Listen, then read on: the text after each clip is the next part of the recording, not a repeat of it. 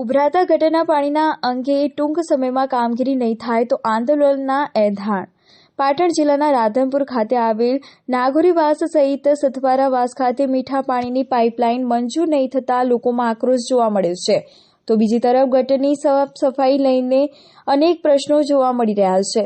લોકોના કયા મુજબ પાલિકામાં અનેકવાર રજૂઆતો કરાઈ છે, પરંતુ જાડી ચામડીના સત્તાધીશો દ્વારા કોઈ યોગ્ય નિકારણ નહીં થતા અને સાફ સફાઈને લઈને કોઈ નિકાલ નહીં થતા આખરે સ્થાનિકોએ ગાંધી ચિંધ્યા માર્ગે આંદોલન કરવાની ચીમકી ઉચ્ચારી છે.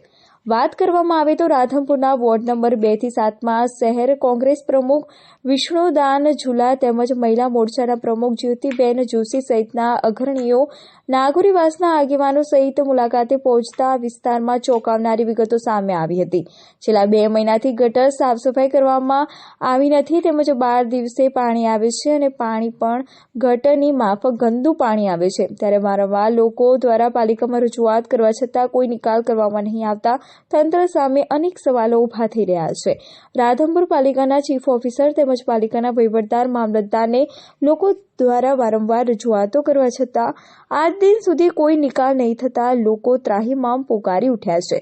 નાની અને સાંકડી ગટર હોય આ વિસ્તારોમાં સાફ સફાઈ નહીં કરવામાં આવતા ગટરનું ગંદુ પાણી રોડ રસ્તા ઉપર ફરી વળતા લોકોને મુશ્કેલીનો સામનો કરતા નજરે પડી રહ્યા છે. આ પ્રશ્ન હલ નહીં થાય તો આગામી સમયમાં ગાંધી ચિંધ્યા માર્ગે આંદોલન કરવાની ચીમકી પણ ઉચ્ચારવામાં આવી છે. રિપોર્ટર અનિલ રામાનુજ, રાધનપુર.